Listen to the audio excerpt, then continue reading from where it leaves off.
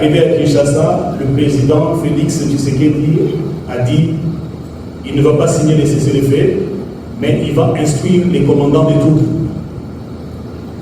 M. Matombo est rentré et le 7 mars, nous avions signé un cessez-le-feu à Luanda. C'est ce qu'on appelle le cessez-le-feu de Luanda. Nous sommes rentrés. Luandais, nous sommes partis, ils nous ont dit Kinshasa veut qu'on puisse vous donner, comme nous ici avec l'IDITA, l'amnistie, les grades, et les politiciens vont les intégrer dans la politique du pays, être des ministres. Nous leur avons dit que nous ne nous battons pas pour les grades, pour l'amnistie, nous ne nous battons pas pour l'intégration dans les institutions de la République, nous nous battons pour notre droit à l'existence. Parce que cette crise congolaise, ce conflit qui nous oppose contre le gouvernement de Kinshasa, est d'abord une crise identitaire. Le Congo n'est pas une nation. C'est un pays de plusieurs nations, une multitude de nations, où chaque ethnie, chaque tribu se constitue en une nation. Il n'y a pas de cohésion nationale. Notre crise congolaise a un aspect de gouvernance. Il y a la mauvaise gouvernance. Et l'autre aspect, c'est l'aspect politique. Tous les politiques congolais ne sont pas légitimes. C'est le problème de l'illégitimité. Luanda 2 va échouer. Luanda 3, en arrivant là-bas, on nous dit vous ne vous soumettez pas, vous ne vous cantonnez pas à Kindu. Il y a des sanctions qui vont tomber. Et les sanctions vont tomber. Tous ici, nous sommes sanctionnés par l'Union européenne, par les Américains, par Kinshasa. Et il y a même des condamnations. Venons-en à Doha.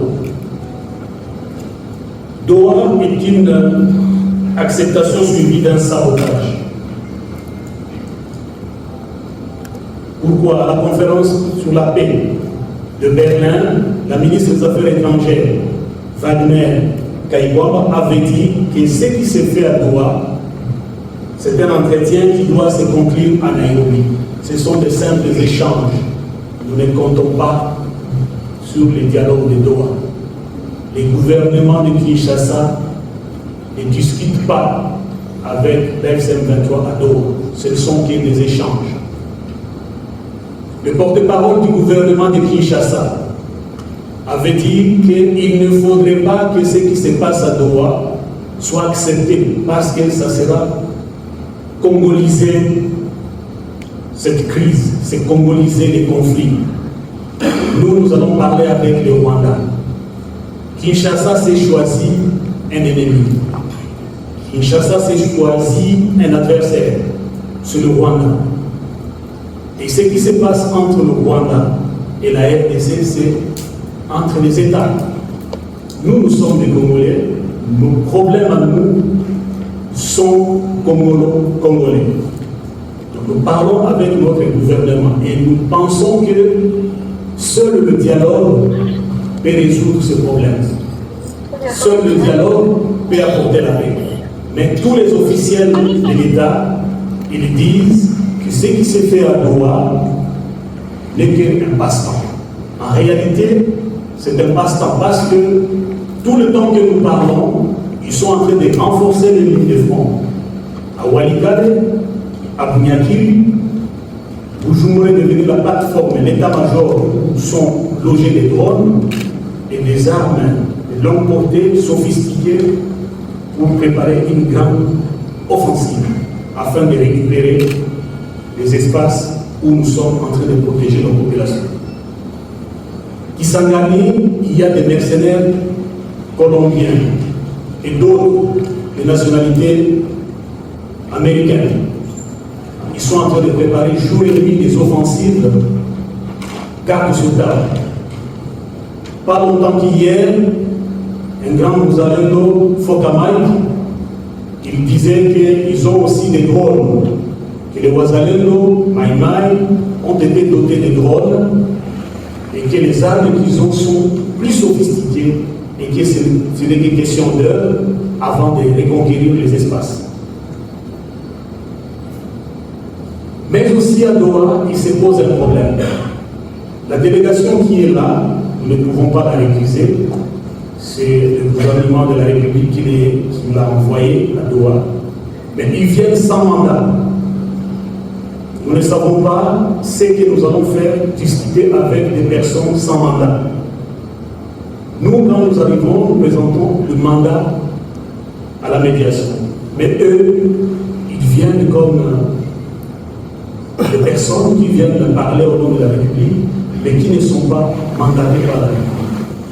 Cela montre que c'est un caractère anodin qu'ils ont donné pour parler, ou aux échanges, ou au dialogue qui s'est fait à Doha.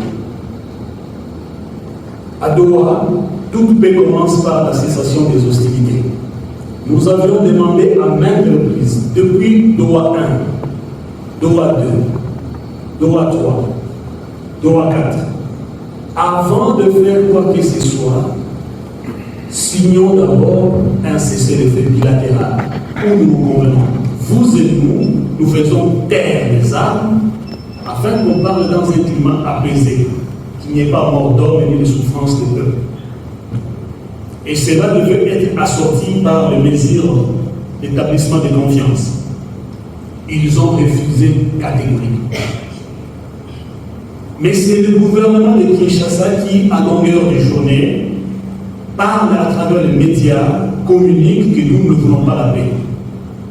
Nous disons, même devant les médiateurs, les ministres d'État, ministres des Affaires étrangères qataris, maintenant nous sommes ici, signons le cessez-le-feu bilatéral, le gouvernement, la délégation de Kinshasa refuse. Il y a le refus de répondre à un agenda humanitaire. Si réellement les populations qui vivent à Goma, chef-lieu de la province de Nord Kivu, à Bukavu, chef-lieu de la province de Sud Kivu, et dans tous les territoires que nous occupons, avec environ 11 millions d'habitants, plus de 30 000 km², le gouvernement de Kinshasa a choisi, a opté de sanctionner et de punir le peuple congolais, vivant dans l'espace que nous contrôlons, en leur privant de leurs épargnes. Cette épargne n'appartient pas aux membres de la FC23, c'est pour la population. Quelle relation y a-t-il entre l'épargne des populations, pauvres citoyens, et la FC23? Pourquoi, ne serait-ce que par humanité, ne peut pas autoriser l'ouverture de banques pour que les populations accèdent à leurs épargnes?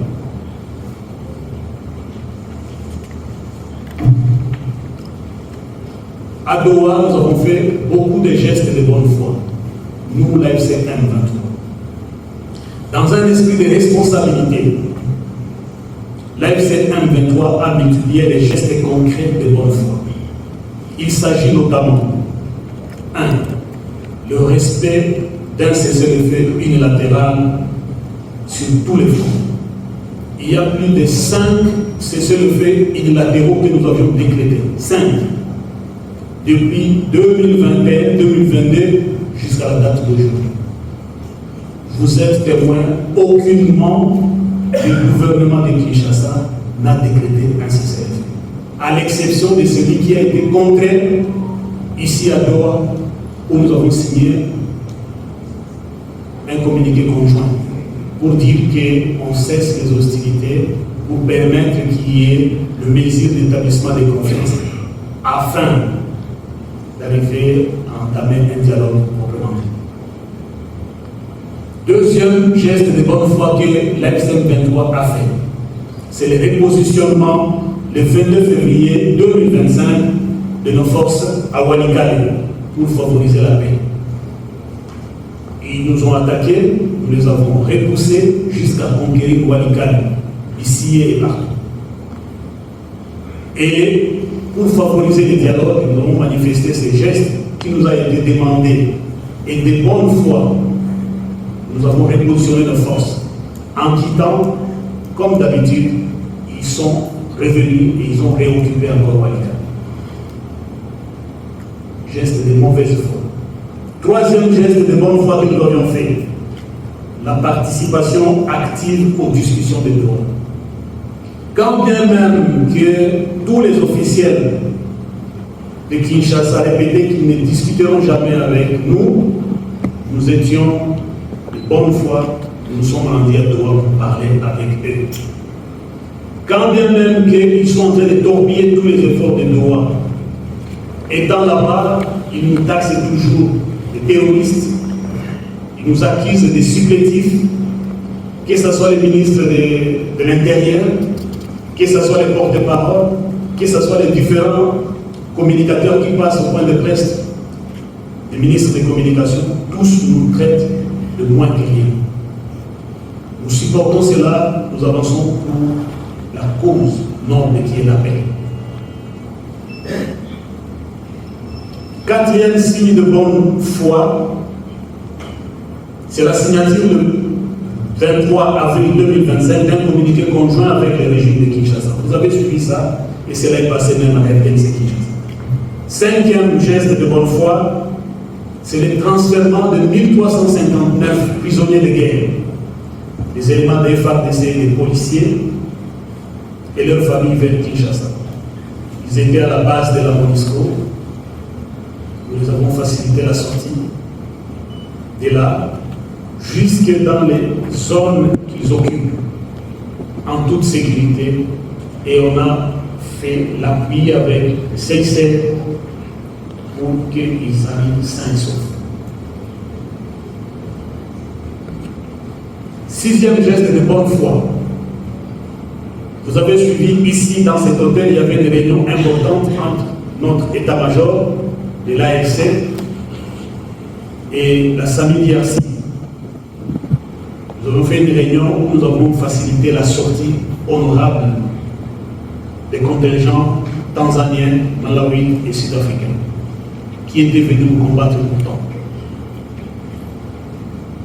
Septième geste de bonne foi, c'est le rapatriement de 1871 dépendants des FDLR, mais aussi des combattants FDLR, parmi lesquels il y avait un général de brigade. Vous avez vu comment nous avions acheminé chez eux. Huitième geste de bonne foi, c'est l'ouverture solennelle de collaboration harmonieuse avec les organisations humanitaires. Nous avions facilité l'accès libre. À l'époque du gouvernement, toutes les ONG payaient des taxes. À notre arrivée, nous avons supprimé toutes les taxes et nous avons fait libre circulation, libre accès dans les couloirs humanitaires de leur choix, où aujourd'hui les humanitaires opèrent sans entrave. Neuvième geste de bonne foi, nous avons créé un climat de désescalade avec la MONUSCO. Pourtant, la MONUSCO était une force belligérante. Elle était partie au combat, à Sake, à Nyiragongo. Vous êtes témoins où ils ont même émis des pertes en vie humaine, parce que chez nous aussi ils ont causé des pertes en vie humaine. Mais avec la représentante de la MONUSCO ici, elle est venue parler avec notre hiérarchie. Maintenant il y a un bon climat d'entente. Il y a des escalades, même si hier on s'est tiré dessus. Dixième geste de bonne foi de notre organisation, c'est la récupération, intégration ou démobilisation de certains éléments FARDC et Wazalem. Vous les voyez tous les jours. Ceux qui sont venus, les policiers, les FARDC, qui ont voulu rejoindre le rang, on les a pris. Et pour le moment, ils sont en recyclage. Et les Wazalem. Et ceux qui ont opté pour la démobilisation, après un court moment de recyclage, on les a remis dans les familles. Ces actions traduisent un choix de paix, nous l'avons toujours dit. Aucune solution militaire ne pourra durablement résoudre la crise congolaise. Chaque offensive militaire du régime de Kinshasa est une fuite en avant. Son refus persistant de dialoguer est une trahison pour nos générations futures. Dire que nous nous battons pour les minéraux. Vous avez vu parmi nos causes profondes du conflit, Nulle part nous avons cité les minéraux. Et nous ne sommes pas opposés que les pays tiers, ceux qui veulent signer des contrats, des minéraux, d'exploiter. Notre organisation n'est pas opposée à qui que ce soit. Parce que notre élite n'est pas encore dans ce niveau-là et ne le sera jamais. Notre élite est existentielle. Si nous nous battons d'abord pour exister, pour vivre. Et le reste, ça viendra après. Je vous remercie.